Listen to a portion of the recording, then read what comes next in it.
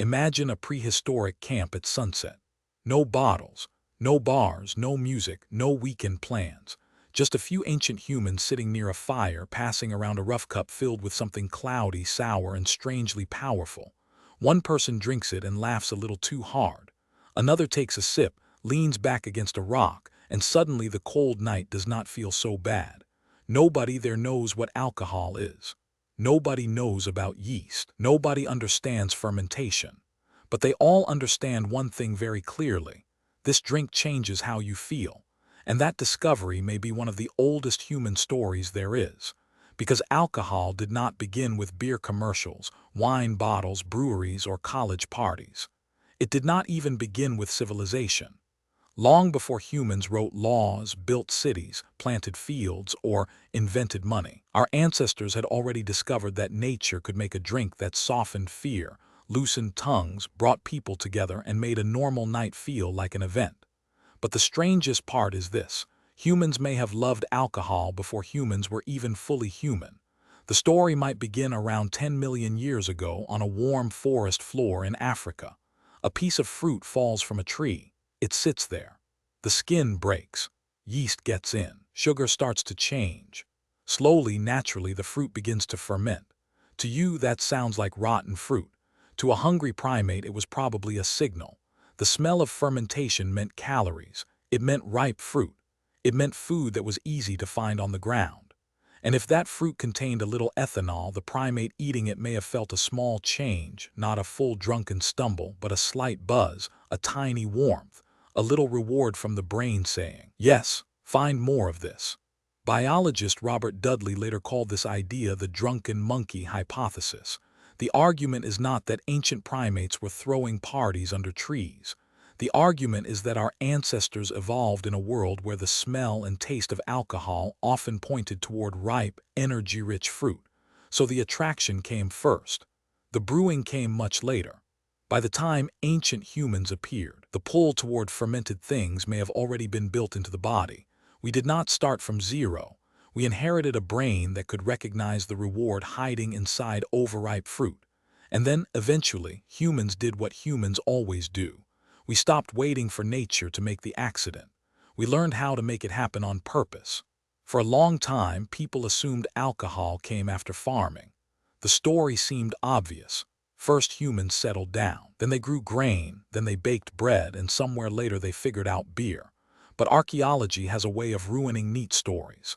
In a cave near Haifa, Israel, archaeologists found something that changed the timeline. The cave is called Reykjavik Cave, and it was used by the Natufians around 13,000 years ago. These people were not farmers in the way we usually imagine. They were not living in cities. They were not running fields of wheat. They were hunter-gatherers, still collecting wild plants and hunting animals.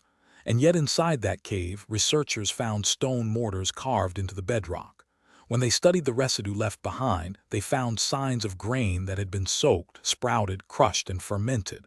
In other words, they were making beer. Beer in a cave. Beer before farming. Beer before the world most people think of as civilization. That is a huge deal, because it flips the normal story upside down. Maybe humans did not invent alcohol after settling down. Maybe alcohol was one of the reasons they wanted to gather in the first place. Think about how strange that is. Before permanent homes, before pottery, before written records, before grocery stores, before anyone could say, "I own this field," people were already going through the trouble of turning wild grain into a fermented drink. That means it mattered. It mattered enough to collect grain. It mattered enough to process it. It mattered enough to make the drink again, and it may not have been casual. At Reykjavik Cave, the brewing evidence appears connected to burial rituals, so this was not just ancient people getting wasted.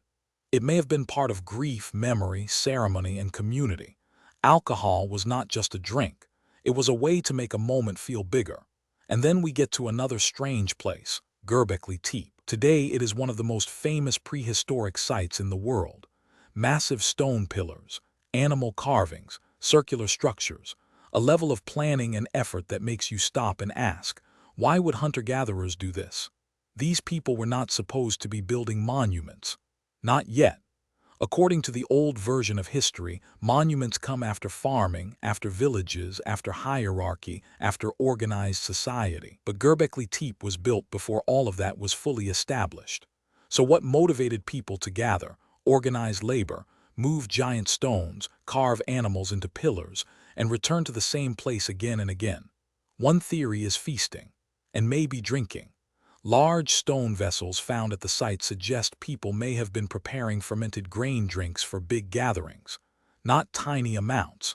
Not one person hiding behind a rock with a cup. Big social events. Groups coming together from different places, sharing food, sharing ritual, and possibly sharing alcohol. That changes how we think about civilization. Maybe people did not first settle down because they wanted a more efficient sandwich. Maybe they settled down because gatherings became important, rituals became important, feasts became important, and alcohol made those gatherings feel unforgettable. Some researchers, including ancient alcohol expert Patrick McGovern, have argued that the desire to make beer may have helped push humans toward farming. The idea is sometimes simplified as beer before bread. And honestly, it makes sense. Bread is work. You have to harvest grain, grind it, mix it, knead it, bake it, and get the timing right. Beer can begin almost by accident. Grain gets wet, it sprouts. Wild yeast does its job, fermentation begins. That does not mean beer is effortless. Good beer takes knowledge. But the first step into fermentation may have been easier to stumble into than the first perfect loaf. And once people realized grain could become something that fed the body, changed the mood, and brought the group together, it would have been powerful motivation to keep grain around. Maybe farming was not only about calories. Maybe it was about celebration. By around 7,000 BCE, the evidence becomes even more detailed. In the ancient village of Jiahu in China, archaeologists found pottery jars containing traces of a fermented drink made from rice, honey, grapes, and hawthorn berries. That is not just alcohol. That is a recipe, a carefully combined drink with multiple ingredients: sweetness from honey, starch from rice, fruit from grapes and berries. Whoever made it was not just discovering fermentation by accident anymore. They were designing flavor, strength, and effect. That means by 9,000 years ago, humans were not just drinking whatever nature gave them. They were experimenting, they were blending, they were improving, they were already becoming brewers. And from there, alcohol spread into nearly every corner of human life. In ancient Egypt, beer was not a side hobby. It was part of the engine of society. Workers were paid in beer. Laborers received beer rations. People drank it daily. It was food, hydration, payment, medicine, and religion all at once. For pyramid workers and other laborers, beer provided calories. That mattered when your job involved moving stone under a brutal sun. It also provided nutrients. And because brewing involves boiling, fermentation, and microbial competition, beer could sometimes be safer than untreated water. So when ancient Egyptians drank beer, it was not the same as someone cracking open a drink because they were bored on a Friday night. Beer was practical, it was survival, it was lunch, it was a paycheck. Imagine dragging stone blocks all day in desert heat, and at the end of the work period, someone hands you your ration. Not a paycheck in dollars, not a direct deposit. Beer, that was not a bonus, that was part of life. Egyptian beer was also deeply religious. It appeared in offerings to the gods. It was placed in tombs for the dead. It showed up in myths, rituals, and medical treatments. Doctors mixed herbs into beer and used it as a base for medicine. One drink carried many meanings. To us, alcohol is often separated into categories: party drink, dinner drink, addiction, industry, luxury, problem. But in the ancient world, those categories were not so separate. Beer could be food. Wine could be medicine.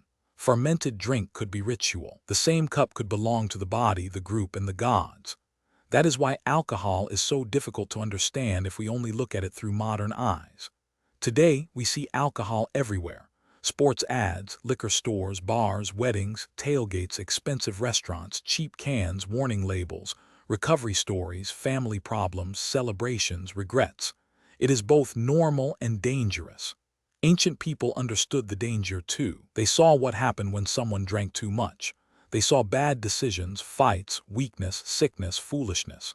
Ancient texts from many cultures warn against drunkenness. Humans figured out very early that alcohol could be a gift and a trap at the same time, but that is exactly why it became ritualized. Ritual gives danger a container. You drink at the feast. You drink at the burial. You drink during the offering. You drink when the group is together. You drink when the moment has meaning. That does not make alcohol safe. But it shows ancient people were not mindlessly consuming it. They were trying to control something powerful. And alcohol was powerful because it did something few things can do. It changed the individual and the group at the same time. One person drinks and their fear softens. A whole group drinks and the atmosphere changes. People talk more, sing more, laugh more, grieve more openly, trust more quickly.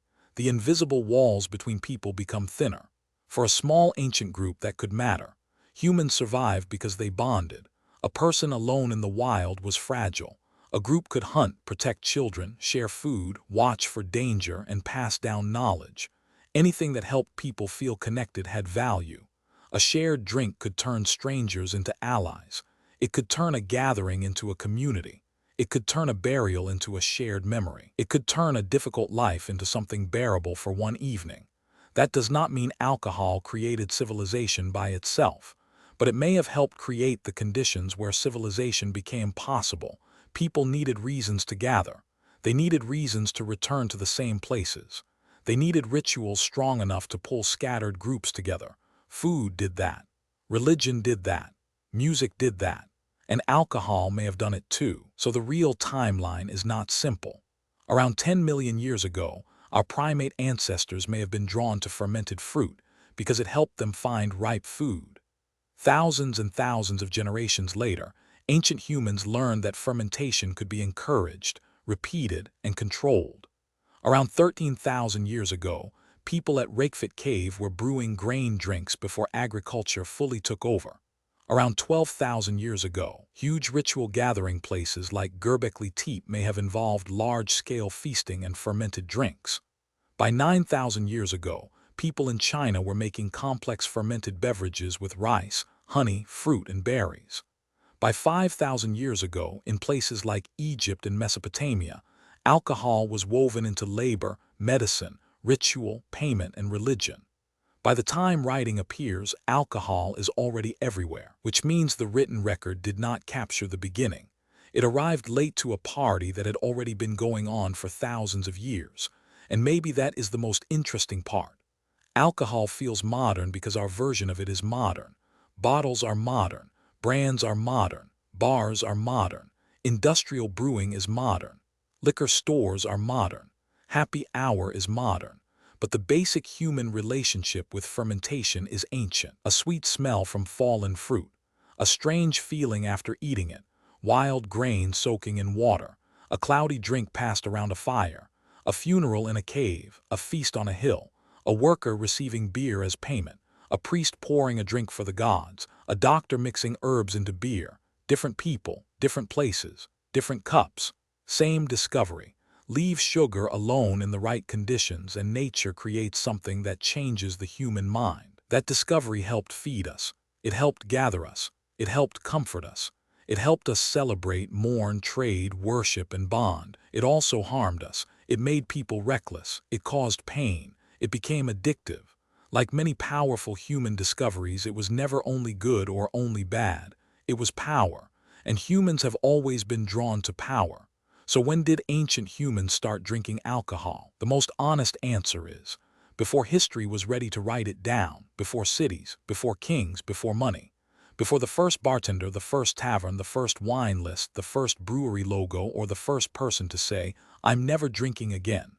It began when our ancestors noticed that the natural world could ferment. Then they learned to copy it. Then they learned to improve it. Then they built rituals, gatherings, economies, and myths around it. So the next time someone says alcohol is just a modern bad habit, remember this. The story is much older, stranger, and more human than that. Long before bars, bottles, breweries, or weekend parties, there was fruit on the forest floor, wild grain in a cave, people gathering around fires, and one simple discovery. If you leave sugar alone long enough, nature makes something that changes how you feel. We did not just invent alcohol. In a weird way, alcohol helped shape us. And every drink humans ever made after that was just us learning how to control an accident nature had already started.